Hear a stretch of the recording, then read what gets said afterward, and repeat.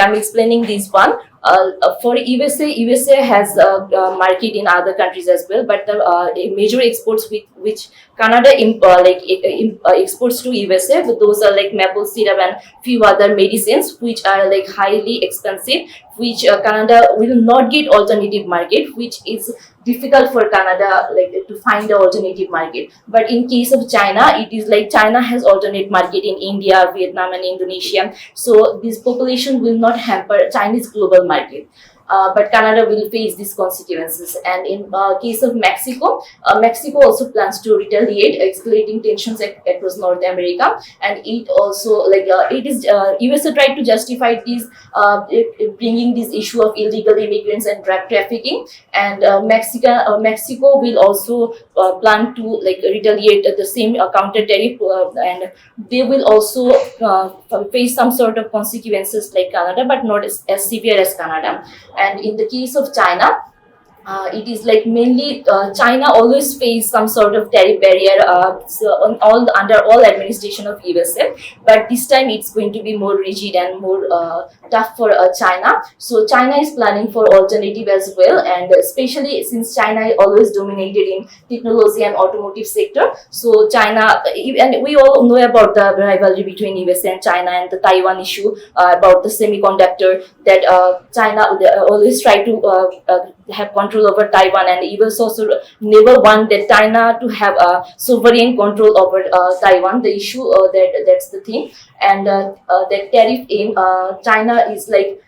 China has a dominance in US market as well, so it is to curb the Chinese influence in US global market, and to strengthening ties with India and Indonesia. It is like China, even though media often portrays the rivalry between India and China, but they have a good relation in trade and economy. So the thing is that China has an alternate market in this Asian, East Asian portion. And Trump's decision and the impact, it will have a broader global impact, that European Union and global trading partners, they also fear the same sort of tariff imposed, and potential disruption in China supply chain and inflation risk. The entire global supply chain, it will be broken, and it had a greater impact. And especially the liberal international world order, it is having a major shift that is more fragmented and multipolar system, and the unilateralism that USA used to enjoy, it will decline, and economic fragmentation is more like the economic domination that USA once had. It's going to be changed rapidly, and there will be more economic allies between these rising powers like China, Russia, and maybe Germany and some other European countries, or also from Asian bloc as well. And these economic consequences of global financial market destabilization due to economic uncertainties, and also the impact not only the global citizen will face, it is also the American citizens who will face these consequences, because it is the consumer who are supposed to buy this product. If there is a higher tariff, those are the American consumer who will have to pay more. So the global impact on American business and consumers will also likely be heavy. And there is one thing I mentioned about, one example, that we know that Trump has a popular support from Elon Musk, and this is a reason why Musk is supporting Trump so much, because Chinese BYD, Build Your Dream company, this is a major rival of Elon Musk Tesla. So Musk is trying to dominate this market, but BYD is in building quality, and it's also cheaper than this Tesla. So there is a rivalry between this business, and that's why it is like USA is trying to give the more floor to their own product Tesla. That's the reason behind economic consequences, and the possible Trump strategy to mitigate domestic economic impact. It is like people are, experts are thinking that obviously Trump is putting more tariff, means he has a alternate mitigation process, or maybe he has an alternate plan to mitigate these. So geopolitical consequences is affected countries may seek new alliances, which I already mentioned, that rising powers might create a new bloc, new economic alliances, or maybe a strong partnership for a long term. And this global market could decline. Obviously, US influence will decline maybe it will shift from one bloc to other, which they traditionally had, and policies may accelerate in shift in global economic power away from the US. So here is the major big element, that is Trump's NATO strategy. Here we can see that Ukraine-Russia war, it initiated because of this NATO. So Trump had this NATO plan to halt military aid if Ukraine refuses to negotiate or increase if Russia declines. Means it's like a carrot and stick policy. And if we see that what are his plans about NATO, he hasn't taken any plan yet. But what we assume about his plan are mostly like Trump already insisted about the 2% GDP defense on the ally countries, and threatens to withdraw US military protection for non-compliant allies. It is like he will not let anyone to be a free rider any longer. And European nations considering increased military spending and strategic autonomy, means also the European allies, they are also trying to increase their own budget as well. On the other hand, like NATO restructuring, it's not like even Donald Trump is planning to dismantle NATO, but he is he is aiming to force the European allies to share more financial burden, and citizens. He criticizes of NATO's expansion for Ukraine-Russia war. So it is like there is no possible way of expansionism of NATO. Also, it is like there will be not any expulsion of NATO as well. Means no country is coming out of NATO as well. What is the main goal? It is like a bargaining tool for Trump to pressurize the European allies to be always under his pressure. And comparing Trump and Biden, if we compare it is often it came to paper and other news medias as well that Trump is likely to be more war prone. But is it true that Trump is really more less war prone than Biden? So I just analyze this for a few strategic things. That is, it's not like they both had a term for 4 years in office. So we have seen that during Trump's era there were less direct military intervention or military warfare, but there were no less trade. Arms trade during both of their time. So it's not like Trump is less warlike. Also, Trump always took the credit for Afghanistan or the withdrawal from Afghanistan. But the thing is that their withdrawal from US military from Afghanistan was in talk even before Trump came to office. So it's not solely Trump's credit that Trump was he was responsible, that he took all US troops from Afghanistan and these initiatives. Also, Trump always prioritizes business and strategic interests over diplomacy. So there will be more arms trade during his time. So it's not like he's less encouraging about the wars. So how will Trump's policy impact South Asia? So overall, South Asia, Trump he has taken office since quite 20 days to a month almost. He hasn't mentioned about South Asia or prioritized South Asia about much. But this region holds major geopolitical importance. We all know about the strategic location and its economy, since South Asia has a major a vast population, and also it has a security concern, which is terrorism. And increased tariff disrupts global supply chains. I already mentioned about this.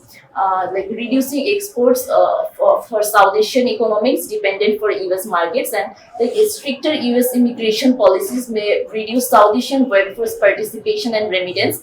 Also, the tighter visa restriction will have a heavy impact on the students who are likely to go to Western countries, especially USA. They might choose other countries which are less restricted visa conditions.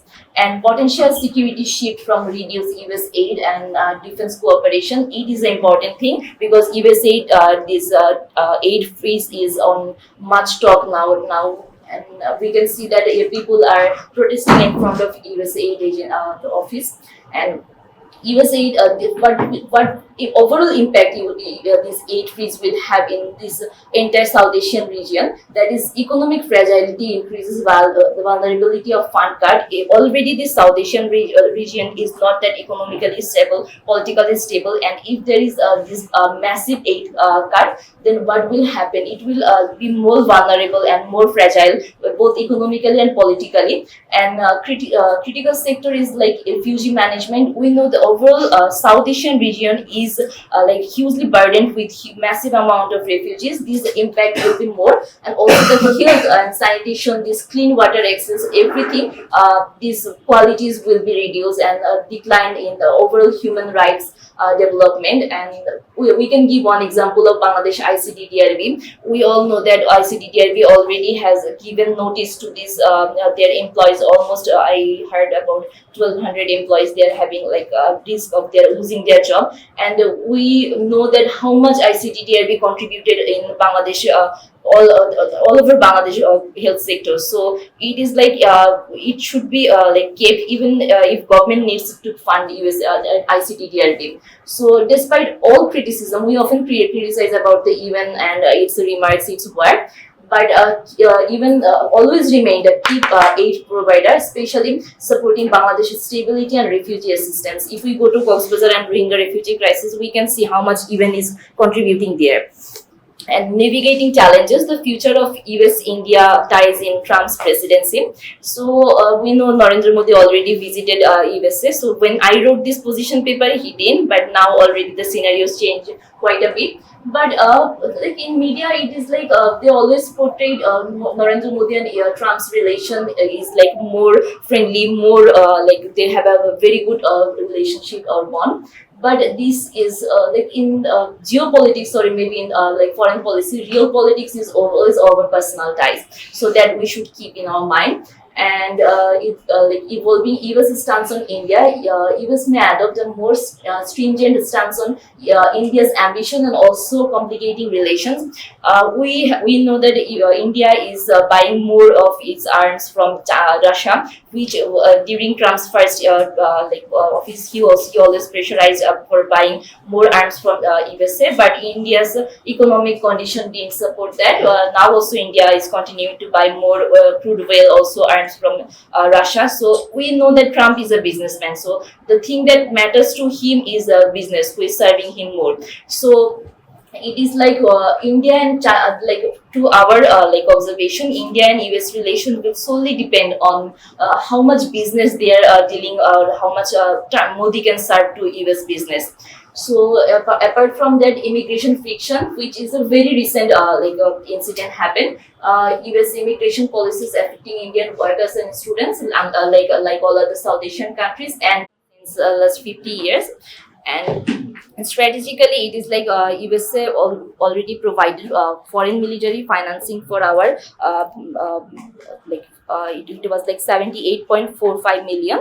And this potential military modernization, USA promised during Trump's first term that they will help us to modernize our military by 2030.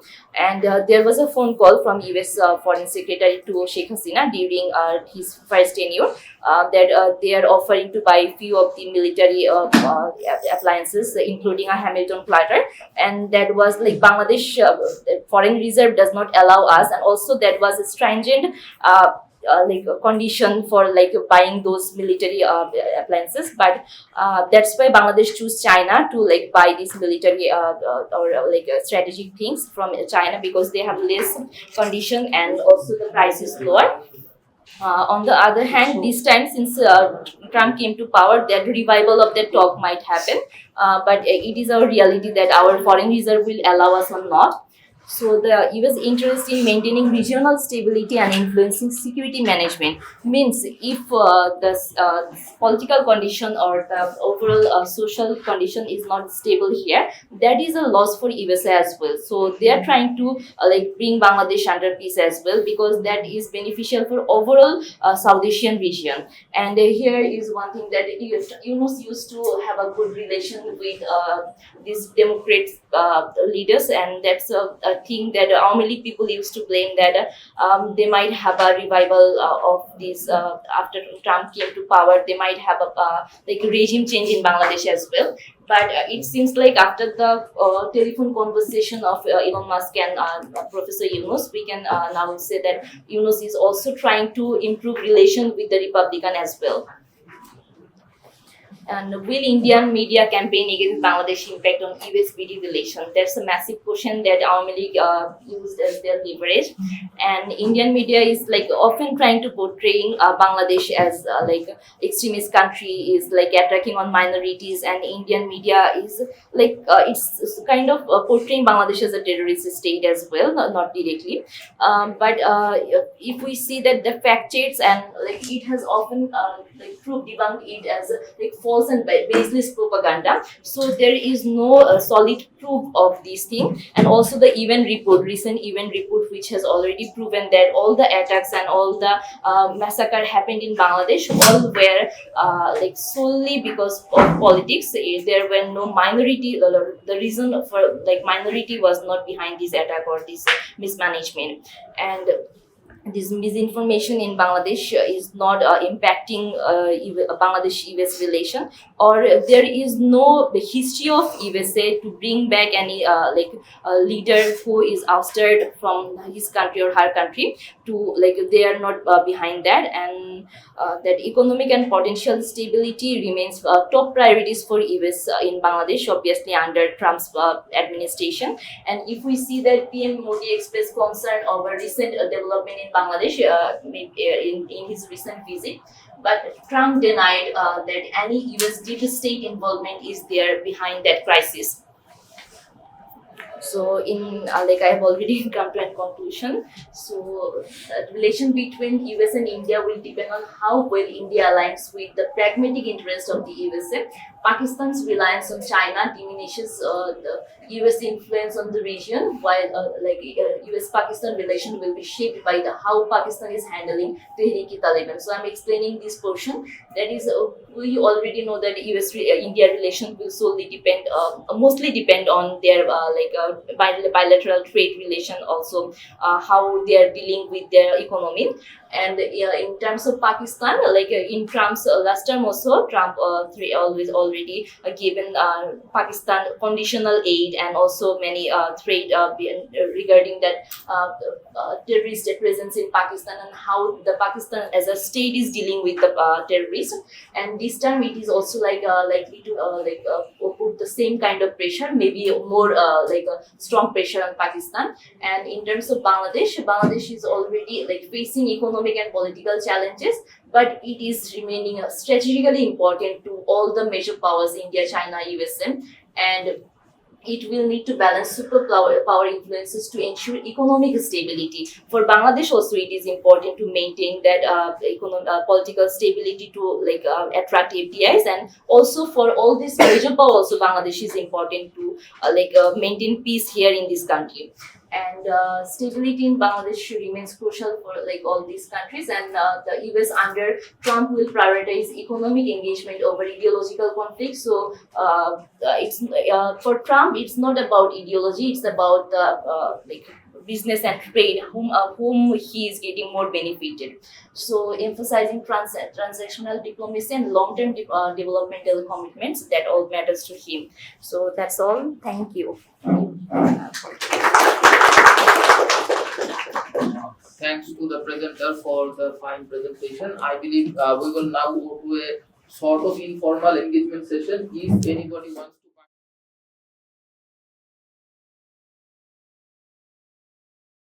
It is too early to get a pattern. Still, we are trying to pick a pattern. You can identify this as a shift from liberal focus to realist focus. If you see in a statement of Marco Rubio from January, you will see three vague questions he proposed that he was directed by Donald Trump about reassessing their foreign investments. How this first question, how this is making America safer. Second, how it is making America stronger.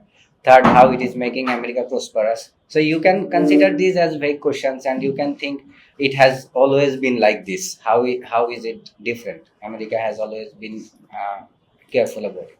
But if you see the other statement where Marco Rubio is saying that Russia is not our core enemy, the main enemy we should focus now on is China. That's what Mearsheimer has been saying for long enough, because they have been trying to get American administration out of that unipolar moment of 90s. They said it was what derailed American foreign policy. They should come back from there and resort their focus on realist policy. So if you see Trump's phone call to Putin and their focus on China, you can see it may be pivoting again to China, which means it is shifting from a liberal policy to realist policy. You can go there, but you have to wait long enough to see if it actually makes a pattern, because Trump will also be resisted by US institutions, and these institutions have been resilient for quite a long time. So that's one pattern you can see. And then from that point onward, if we come here to South Asia, especially to Bangladesh, yes, there will be an economic impact, but I don't think the economic impact will be as much. Yes, economic impact will be considerable if you consider the reciprocal tariff policy. If it is implemented, yes, India will face the problem, we will face the problem. But it is not for USAID. If you consider USAID and other issues, our impact will mainly be on maybe public health. Our public health will be affected. The people who will lose their job finally may get their job somewhere else, but public health will be affected. And our research is focusing on mitigation and adaptation, especially if you consider Bangladesh on climate change adaptation. It will also be affected because of this policy shift. But if you consider on political impact, I don't think it will be that much, because Sri Lanka was happening when America was with its old policy. And all other, Myanmar was happening when America was with its old policy. So political changes, political cataclysms, they are mainly driven by uh, internal factors, and this is a time we should accept it. I think we should accept it. Yes, we often connect it with big power politics. We often connect. Thank you, sir, for the fine and on-point remarks on the presentation. Now we will be moving to Professor Dr. Laileswar Yasmin ma'am from Department of International Relations of University of Dhaka, ma'am. I thought Asif will get. I'm not an IR expert, so I think it's We will better. go to Asif, sir. Yeah, because I was very much interested to hear his analysis, but that's okay. Thank you, Afsana, and I'm always proud to see one of my students there and presenting in such a comprehensive manner, touching upon all the issues and giving us some that where is Bangladesh now located in terms of decision making, in terms of dealing with other sort of partners. I do agree with what Moin said, that he said one point that America will. Whether America is departing from its traditional foreign policy and some of the other issues. So when we talk about Bangladesh's capacity, Bangladesh's engagement with great powers, Bangladesh's engagement at the regional level and at the global level, and what is happening on the other side of the world certainly affects us. We need to recognize that because this is a different world and this is a different time.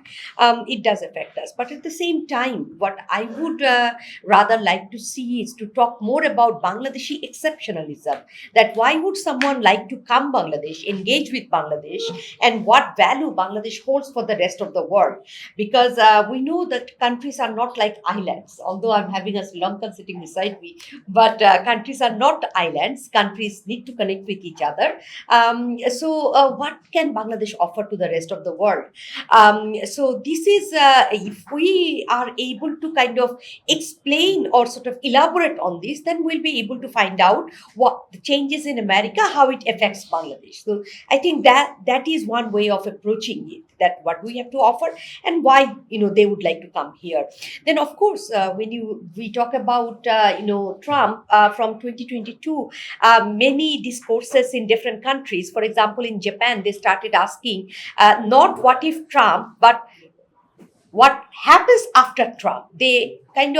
They were preparing. They knew that Trump is a reality, and we have to sort of learn to adjust our policies. So, from that perspective, we can see Europe remained as extremely unprepared. In fact, not even underprepared, unprepared to sort of. See what might happen. So Trump is a person who doesn't, measure his words. He likes to say whatever is in his mind, and he sort of also reflect those in his policies. So when we say that Trump is a departure from traditional American foreign policy, traditional American foreign policy is based on America's isolationism. We forget that. Not only the Monroe Doctrine, but generally Americans, because of lack of experience of living with other neighbors, they tend to keep it to themselves. It is only after the Second World War that the Americans started to think the Americans started to think what happens when America remains aloof from the rest of the world. So that is why we need to sort of define what is traditional foreign policy of America. Not only that, I think there's some other issues sort of connected to this is, as Afsana pointed out, institutionalism is strong in America. President can issue a number of executive decisions, but they will have to go through some process of vetting, and that is why birthright citizenship is indefinitely blocked by Supreme Court judge, right? So there will be a lot of challenges also, but at the same time, at some point, Trump will be able to realize a couple of sort of core foreign policy issues and core domestic issues, which are which are his priorities. But at the same time, when it comes to relationship with Bangladesh, we know that a recent press conference and its effect in South Asia and its effect in Bangladesh, it is being much talked. So here we need to also sort of realize that to illustrate what is going on underneath the underneath the bromance between the two guys.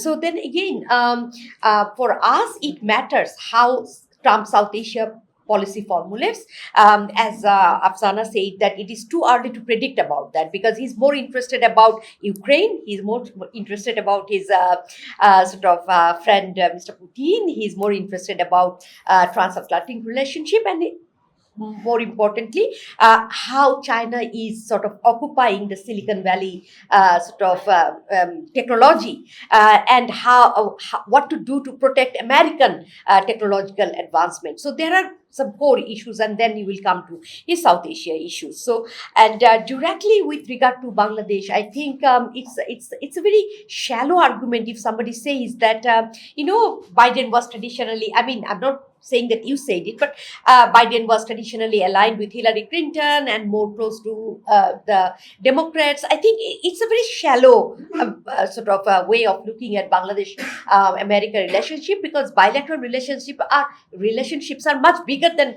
persons. So I think although they traditionally had a good relationship, interests are permanent. A realist saying that that interests are permanent, and on the basis of interest, bilateral relationship will be sort of determined. So yes, we'll be suffering in terms of our public health closure of public health programs, our climate action programs, and a number of gender-related activities that America used to sort of provide assistance will be affected by that. But we have to also remember the meal-to-meal cooperation and defense-related cooperation. HADR, all of these issues where we have strong institutional relationship with America. So there are scopes of those going ahead.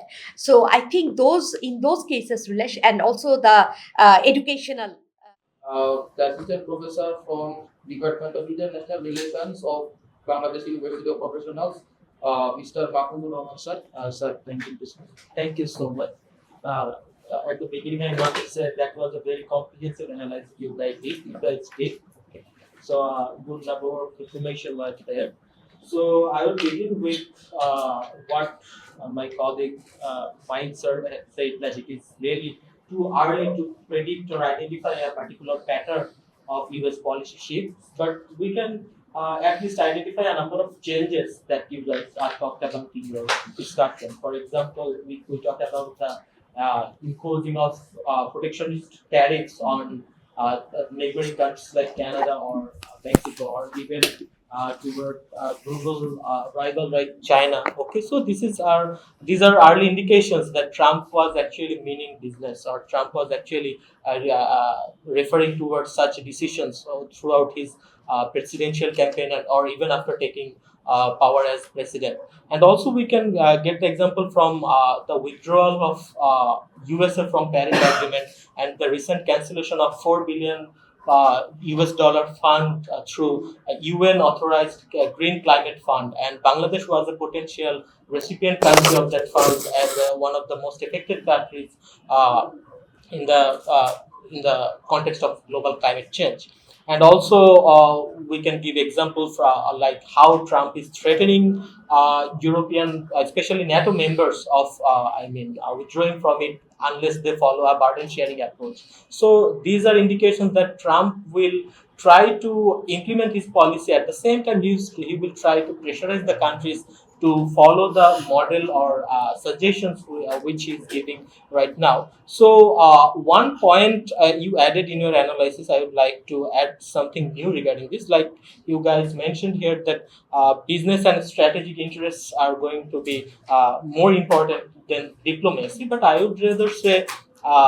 In Trump's era, business and strategic interests are going to be the language and means of US diplomacy under Trump's administration. So the world must learn this new language and means of US diplomacy, where they will obviously aim toward these strategic interests and economic incentives we are talking about. So another important point is it's true that it's too early to talk about Trump's foreign policy on South Asia as a strategically important region of the world.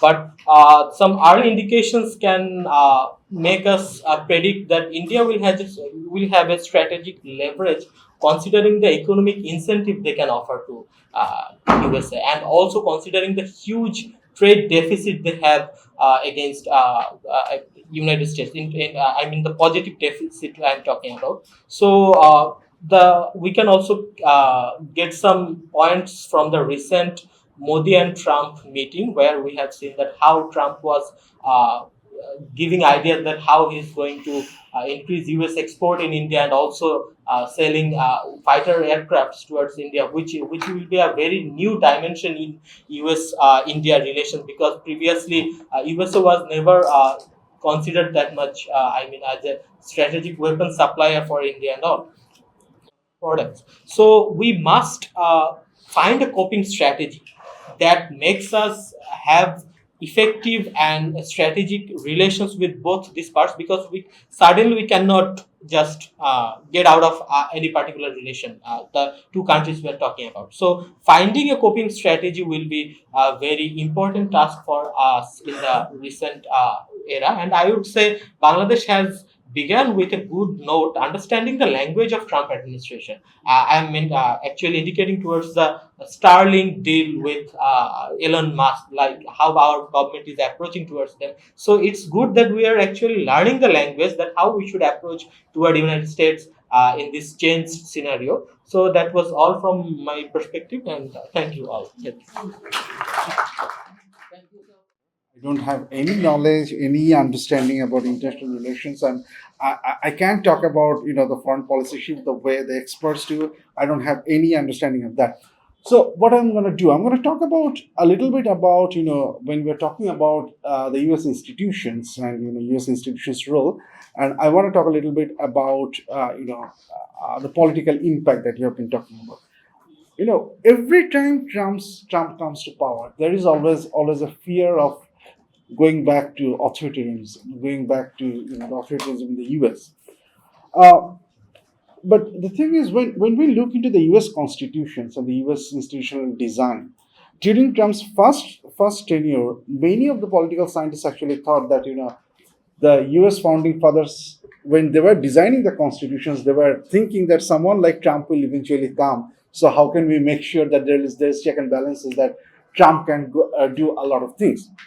I think this is important to understand that if you look into the Trump tenure, I think the next 2 years will be very significant, specifically the first year, because the second thing that I want to remind everyone that USA is a country of elections.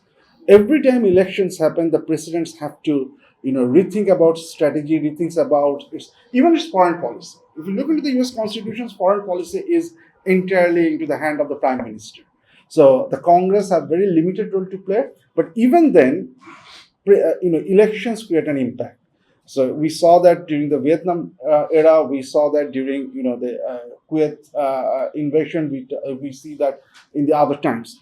So I just remind everyone that in 2025, this year on November 4, we have two off-year elections. One at Virginia, one in New Jersey. We have congressional elections. So because in case of Virginia, it's a Republican-dominated, gubernatorial elections where the last governor was a Republican. If things started to go bad for Trump domestically, because as you have rightly pointed out, whatever he is doing, there will be an economic consequence. If things started to go bad for Trump, domestically, there will be a consequence on that. And if in 2026, when we will have the midterm elections, where both the houses and part of the Senate will be at play, and if the structure and the power sharing within the houses change, Trump's, dominates Trump's voice, everything will be forced to shift, because that was what happened in 2016. We also need to remember that when 2016, when Trump came, it was exactly the same thing, that both the houses and the Senate were controlled by the Republicans. Even after that, the Republicans couldn't do a lot of things. They could not get away with the Obama health care. Within the Republican ship, there is kind of a resistance to that. And the Democrats were trying to resist. At that point right now, the Democrats are really weak. If you look into Democrats' resistance, they are not necessarily raising a very strong voice because they did not expect such a big margin of loss. So these next 6-7 months, and I would say up to 1 year, is Trump-dominated time. Trump will decide whatever it does. If it works domestically, and then it will create a significant impact, a larger impact for the whole region. If it doesn't work, there is a pushback, from the institutions, because the institutions that we are talking about, the institutions are quite resilient. They are eventually they eventually push back in the past, and they're ready to push back again. And even within the Republicans and both within the Democrats, it's not right now. We see it looks like ideologically everyone is behind Trump, but the U.S. politics doesn't work like that. Within the Democrats, there are blue dog Democrats who are extremely conservative. There are the pretty liberal Democrats, and there are some understanding between them. There are some differences within the Republican. If you look into Trump's recent nominations, Mitch McConnell always voted against Trump's decision. Again, I'm a novice here, but Biden's foreign policy had a democracy and human rights focus to some extent. But Trump has moved to trade focus from that particular domain. So it's promoting democracy or promoting human rights is not necessarily Trump's focus anymore. As long as you can use trade as an instrument, you are absolutely fine. So what does that mean? That means that in our case, in the past 10 years, we have significantly seen the shrinkage of civic space. The civil society organization has lost their power, they lost their fundings, and a lot of them have actually been moved to service delivery instead of human rights protection. And now, when there are even less funding available, so there is a question, what will these rights-based organizations do? They have two options. Either they have to look for fundings internally, domestically, generate fund. They have to look for other options, and unfortunately, the window is closing in the other areas. European Union for the first time has decided that they are not necessarily gonna provide as much funding on civic space like the past. SDC is saying that they are reconsidering. So the window is closing very quickly. So that raises a critical question considering where we are, because we are, as Madam was talking about, so it's a turbulent time. So when it's a turbulent time, there will be incidents of violations of human rights. There will be concerns about violations of rights. There will be concerns about individual rights. all sorts of rights. What will be the role of the civil society? In the past, the civil society organization failed to play its role. And as a result of that, we had to face the music. We had to face the consequences. Are we actually going back to that road where the shrinkage is even more significant and which will eventually create more problem for us in the political domain? And again an international perspective too. Because if there are rights violation here, there is a possibility to build a narrative that will actually work against our own interests. For our own sake, we need those civil society organizations to perform, to be there, to play their role. So, civil society organizations. Assessment really interesting, very good, and also the comments were spot on. I think, I mean, these are all worries that we all have, and in Geneva, for instance, where we work, we're a Swiss foundation, but there are a lot of UN-based foundations and NGOs paid for. They're all suffering from the USAID, funding cuts right now. It was just announced that the canton of Geneva will spend 10 million francs, roughly dollars, to just sustain the salaries of those who will have to be fired over the next 3 months. So there's a lot of and a lot of work will stop. A lot of work, and of course all these NGOs are linked to projects that are implemented around the world, and everyone there is affected, and the beneficiaries, the most important kind of recipients of all that aid. So I don't know if this can be, if the funds, for example, in this case, can shift around. We've just had SDC's day on their work, so Swiss Development Corporation, the development arm of the Foreign Ministry, on Asia and the Americas. So that's they have a department, Asia and the Americas. And SDC is pulling out of Bangladesh in 2028, though. They said, but at least not within 30 days or 90 days, like others do it. But they said, actually, the head of SDC was saying this would be the time, to take some money and take over some of those projects, for instance, and would look good for Switzerland too, and some of the other countries. But they themselves are also constrained. A lot of the money now goes towards Ukraine. That promised 5 billion to the Ukraine over the next 12 years, and to increase the defense budget. And most of the European countries are increasing the defense budget now. It responds to Trump's requests. 2%. He was talking about 3.5%, and so it's giving a lot of kind of wind in the sails for the right-wing parties who are pushing for anti-migration policies, want to deport, asylum seekers who haven't been recognized, and so on. And that's been a really bad development, also during a time of many elections. Netherlands was one of the major funders for us also, the CICAF, Geneva Center for Security Sector Governance, is lowering its support, is linking it to 1 year, grants rather than 5-year grants. And at least the Ministry of Foreign Affairs, from where we also receive money, they cut out all Asian countries. So the last one was Afghanistan, and Rohit and I were working on a project in Afghanistan. So now that's not a priority anymore either. So and climate change isn't one. That's another huge global agenda that is suffering as a consequence. So it's really interesting to hear how it's also affecting the region and where the thinking is going. Thanks. And then Rohit, he's also we're both from the Asia Pacific unit at ICAF. And Indika is from a lawyer and our partner on a project and from Sri Lanka.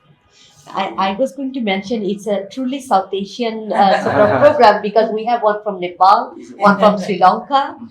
So it's, some It's kind of diverse and South Asian. South German, very. South German, yeah, German. Don't forget Germany. So that's South Asia.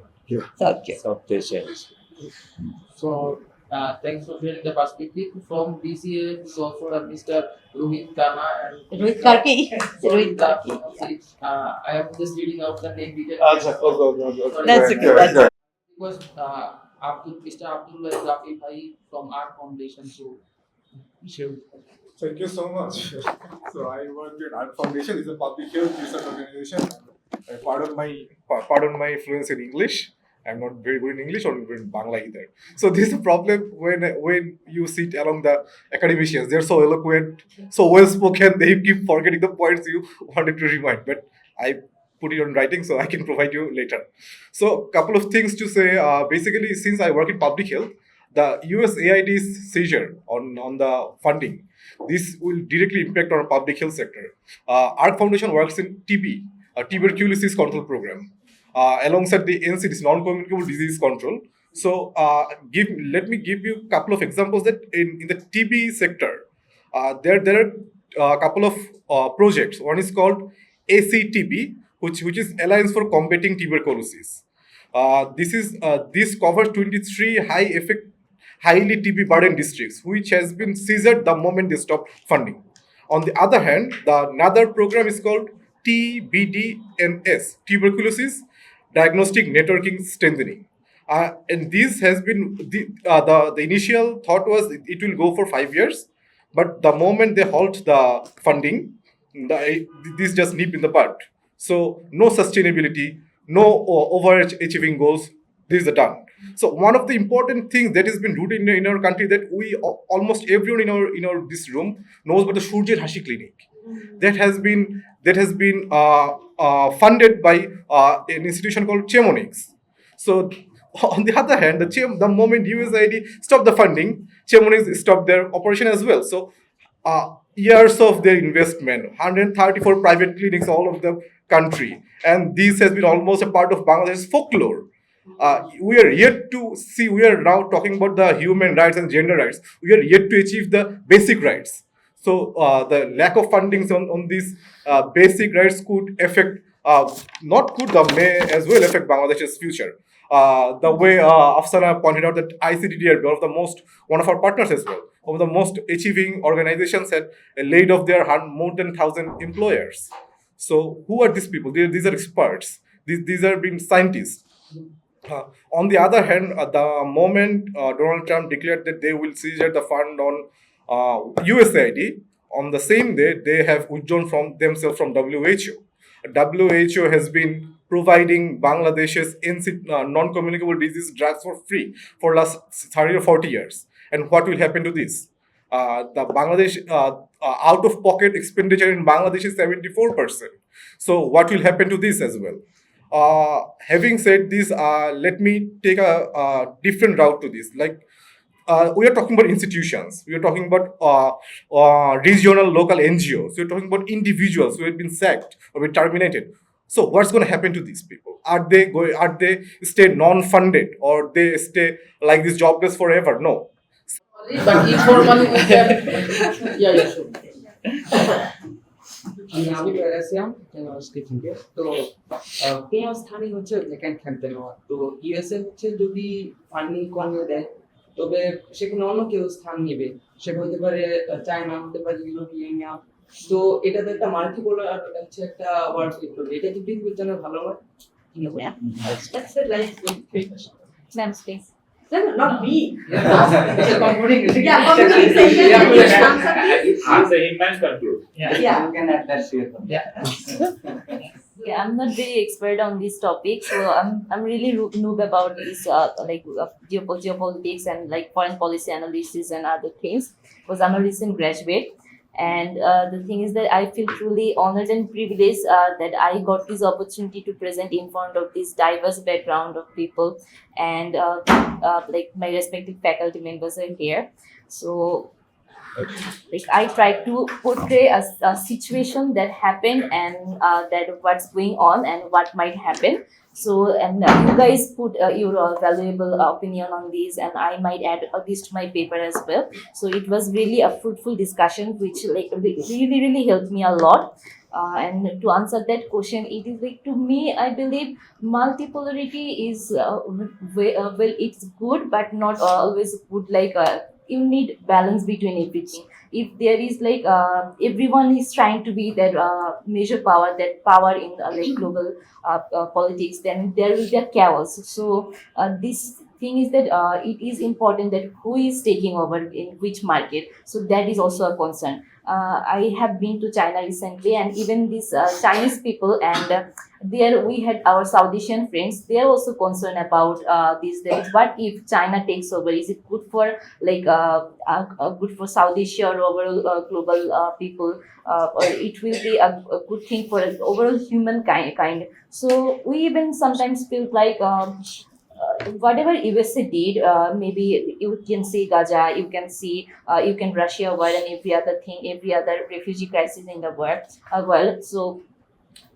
at least USA tried to contribute to its allies and other thing. But if we see about the Chinese, they solely like focus on their business and their economic capitalism and this. So it is also like, I believe, not only China. What if Russia takes over? What if some other country that comes and takes over? So that to me it depends who is taking over and what is the situation. So multipolarism might be good, since I haven't seen how it will be, how it will look like.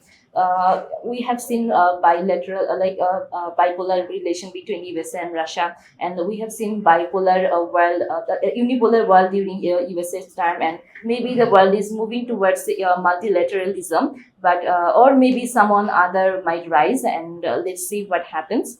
We can't predict very little, and Yeah, very well said. thank you all for this discussion. And I was